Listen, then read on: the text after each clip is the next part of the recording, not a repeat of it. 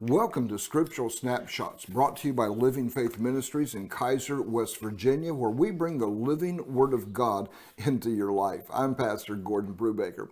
We're studying the belt of truth out of Ephesians chapter 6, and just as we're talking about the armor of God, but we're talking about not just the physical pieces of armor, but we're going to what that armor actually is, and how it is it is the protection. Each piece of armor is a type or a shadow of the protection of God that is available for every believer. Now, this is awesome. Now, let's go to Ephesians chapter 6, verse 14. It says, "Stand therefore, having girded your waist with truth." This is where we get the belt of truth. "Having put on the breastplate of righteousness," and I like 15 that we're going to get in today, "and having shod your feet with the preparation of the gospel of peace." Now, again, every piece of armor is tied on to the belt of truth. Here we're talking about shoes. We're talking about the gospel of peace. Now, this is the full armor is righteousness. All this is based on truth. All this is based on the truth of Jesus Christ, Son of God, died, raised from the dead, living in our heart. This is the truth of the gospel of Christ. And he says, attached to this belt is of truth is righteousness, peace, faith, salvation, and the Spirit.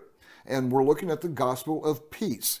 Now, the world is frantic in its search for peace. I mean, everywhere you go, there's all these advertisements of how to get peace. And boy, if you buy this product, if you feed your cat this special kind of food or your dog this special kind of food, you'll have peace. If you get the right mop for your floor, you'll have peace because you won't have to worry about lint balls everywhere. You know, everybody's trying to sell you peace, and we're frantic for it. In the United States population, we're struggling with depression, suicide, and hopelessness. And it's amazing to me. The United States is the highest place in the earth. We have the highest standard of living. We have more freedoms, more liberty, what we used to, than any other nation in the world. More than probably 99% of them anyway. But we've got all this stuff, and yet we are dealing with suicide and hopelessness and depression like no other nation on the earth. Years ago, I was in Haiti, and a pastor friend went with me, and he started to share his testimony about the depression he went through, and he at the end of the message, he talked about how God got him out of it and everything like that, and he gave an altar call for people who were dealing with depression to come forward, and he would pray for them. And it was so funny because nobody came forward. And he asked Pastor Preval that we were with, he says, maybe they don't understand. And Preval says, no, they understand. He said, we don't have depression in Haiti. One of the poorest countries in the world.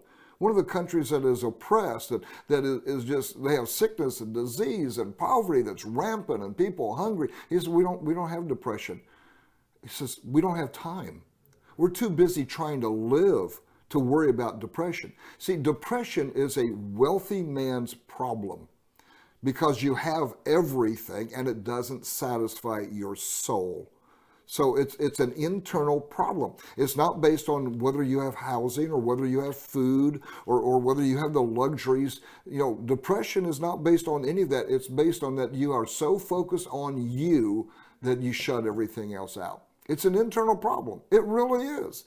I don't give you my address because I don't want to get your hate mail on this. But I'm just telling you, depression is a situation that is more common in the United States because we have wealth, and we think because we have wealth, everything ought to go good for me.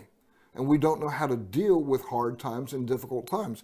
And in the middle of this, we're searching for peace. And listen, the only solution the medical community has, the healing community has, including psychiatrists and counselors and hospital aides and workers and doctors and all, the only solution they have is drugs. Put you on drugs. Put you on more drugs. If this drug doesn't work, we'll switch you to that drug. Drugs are not the answer. Christ is the answer. If you want true peace, see, the world is not a state of mind, it's a state of living. It's just if you're living right in the righteousness of God, that He has saved you, redeemed you, you don't have time for depression because you're busy celebrating the goodness of God in your life. Ooh, think about that. If I'm celebrating what God has done for me, brought me out of death into life, brought me out of darkness into light, if he has changed me and I'm going to live forever with him and be in heaven in glory, and he resides in me now and lives with me now, how can I have time to get depressed? See, depression is I'm busy, I'm focused on me instead of focused on God. You don't need drugs, you need Jesus. I'm Pastor Gordon Brubaker. God bless you.